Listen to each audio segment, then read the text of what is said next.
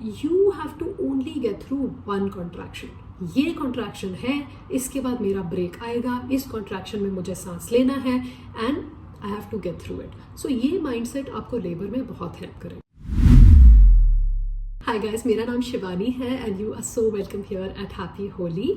आज हम बात करने वाले हैं कि लेबर के दौरान, एक नॉर्मल वेजाइनल डिलीवरी के दौरान जो पेन होता है, आप उसको कैसे बेयर कर सकते हो.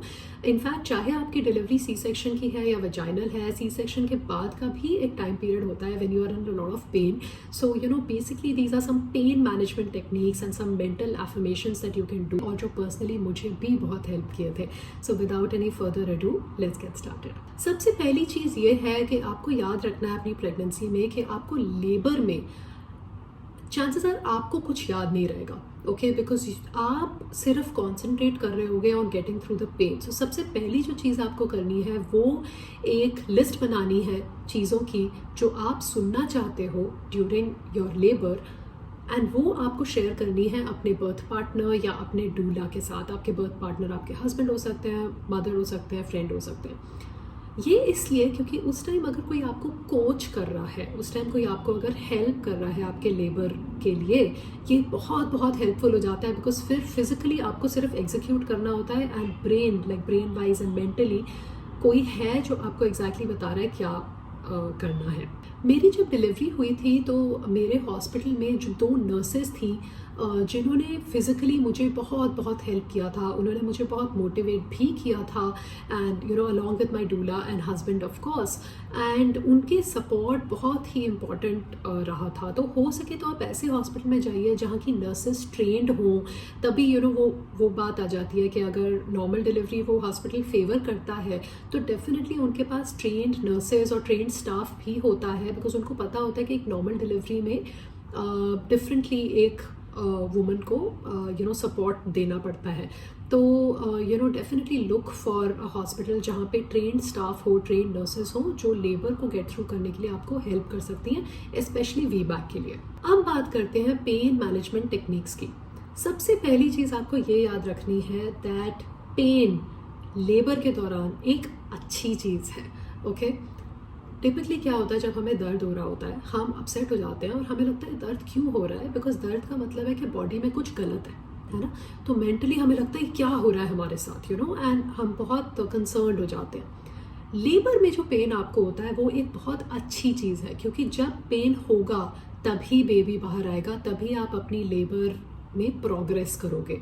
तो मेंटली आपको अपने आप को ये बोलना है कि पेन अच्छा है. हाँ, सो पेन इज़ गुड, एंड वो माइंडसेट से आप बड़ी एक पॉजिटिव डायरेक्शन में चले जाओगे कि ये पेन अच्छा है. आपको पेन को फाइट नहीं करना, आपको पेन रिलीफ के लिए ब्रीथ करना है, आपको लंबी लंबी सांसें लेनी है. ये बहुत इंपॉर्टेंट है. मेरी नेक्स्ट टिप है कि ये जो कॉन्ट्रैक्शंस होते हैं ये एक कांस्टेंट पेन नहीं होता, ये एक बहुत वेव्स टाइप का पेन होता है. What do I mean by that?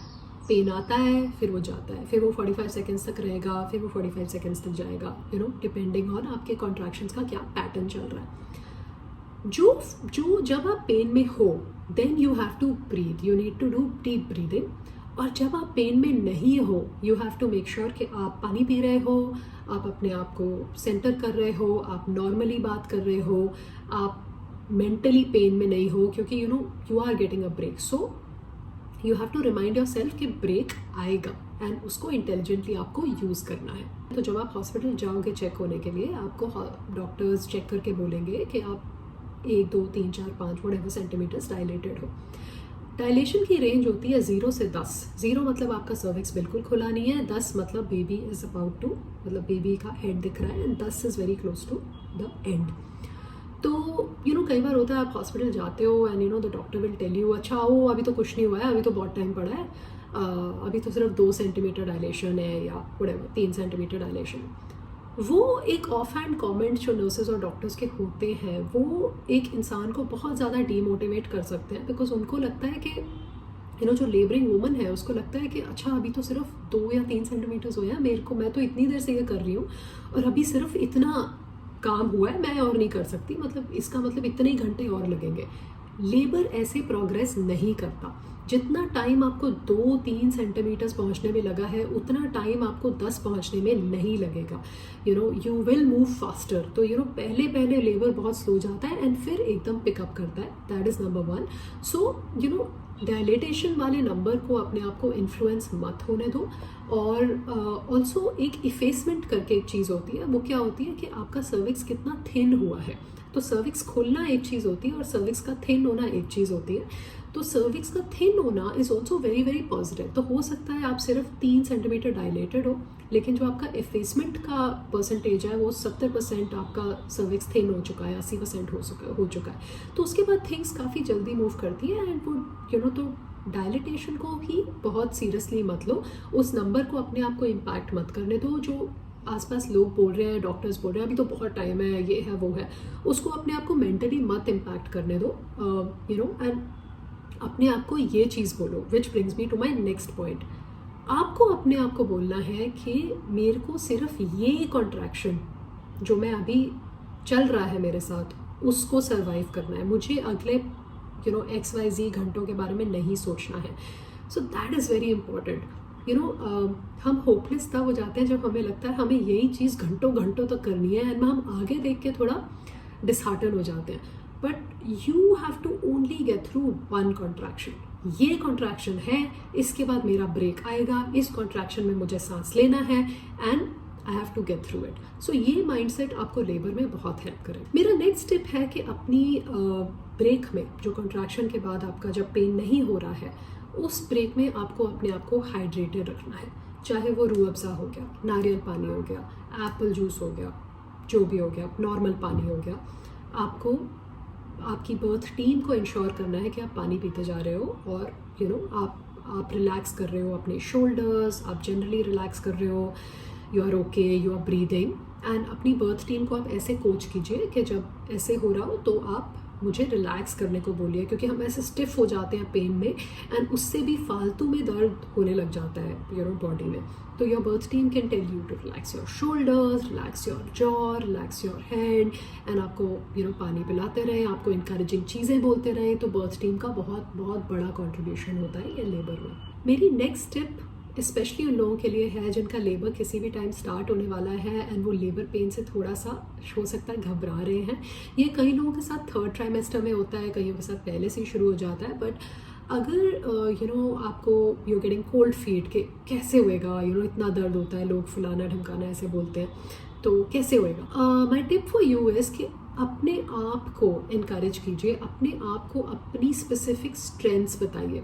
For example, कई लोगों की स्ट्रेंथ होती है कि मैं जिस तरह से दर्द को बर्दाश्त कर सकती हूँ, मुझे अपनी बर्दाश्त पता है, मैं बाकी लोगों से बहुत अच्छा बर्दाश्त कर सकती हूँ। फॉर एग्जांपल ये हो गया। कुछ लोगों की स्ट्रेंथ वो अपने आप को बताएंगे कि अच्छा मेरे को कोई बीपी नहीं है, मेरे को कोई और प्रॉब्लम नहीं है, I am a normal healthy individual and मैं डेफिनेटली ये कर सकती हूँ।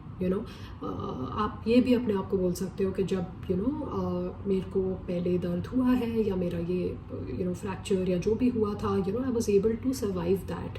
तो अपने आप को पीछे में पास्ट में लेके जाइए एंड अपनी वो चीज़ें ढूंढिए कि जब आपके साथ कुछ ऐसा हुआ था फिजिकल, आपने उसको कैसे डील किया था। अगर दर्द भी हुआ था फिर भी you came out of it, right, आपने वो सर्वाइव कर लिया and today you are here. तो अपने आप को इनकरेज कीजिए, बिकॉज जैसे आप अपने आप को इनकरेज कर सकते हो, आपको पता है अपने आप को कैसे इनकरेज करना है और कोई वैसे आपको इनकरेज नहीं कर पाएगा चाह कर भी। मेरी नेक्स्ट टिप है कि बहुत सारी वुमेन इसलिए अनकंफर्टेबल हो जाती हैं क्योंकि उनको लगता है जो वजाइना जिससे बेबी बाहर आएगा वो एक फिक्स्ड एंटिटी है, मतलब वो स्ट्रेच नहीं होगी, वो एक रिजिड एंटिटी है और इतने सी जगह से इतना बड़ा बेबी आएगा करके उनको टेंशन हो जाती है और उनको लगता है कि सो दे फाइंड दैट थॉट उनको बड़ी ट्रोमेटिक लगती है एंड वो डर जाती है इन थॉट से। आपको अपनी ह्यूमन बॉडी के बारे में ऐसे नहीं सोचना है, आपको सोचना है द वजाइना जो है उसका काम ही बर्थ करना है। It is a birth canal, तभी उसको बर्थ कैनाल बोलते हैं। तो it is not a fixed entity, it is a stretchable entity.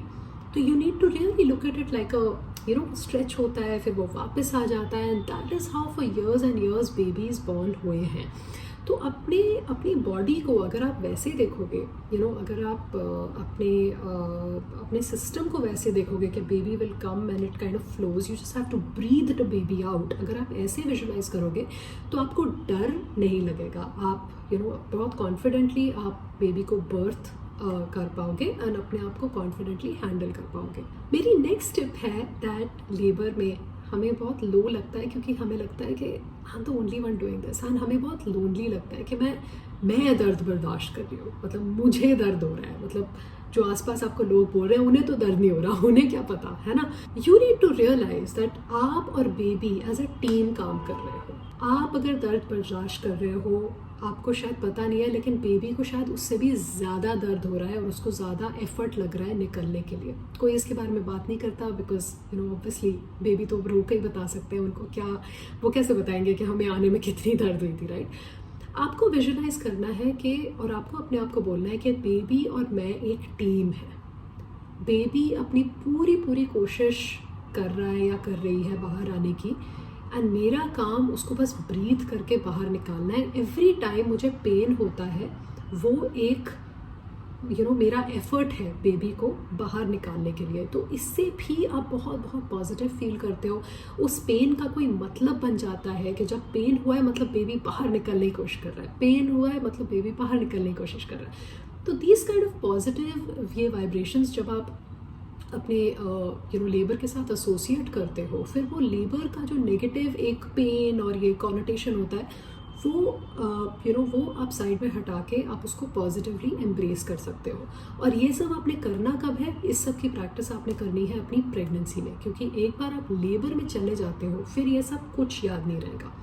फिर आपको ये बस प्रेगनेंसी में अपने आप को चीज़ें रोज़ रिपीट करनी है। रोज़ आपको स्क्वाटिंग और अपना कैट काउ अपना कुछ चीज़ें प्रैक्टिस करनी है, और अपनी बर्थ टीम को बताना है कि लेबर में मुझे आपने ये सारी 2-3 चीज़ें आपको रिपीट करनी है, ठीक है। तो you will get through labour and for years and years women have been getting through labor, so आप confident feel करिए, बिल्कुल भी डरिए मत, and all the best, and I hope आपका birth वैसा ही हो जैसा आपने positively visualize किया है, and I will see you soon. Please take care. Bye.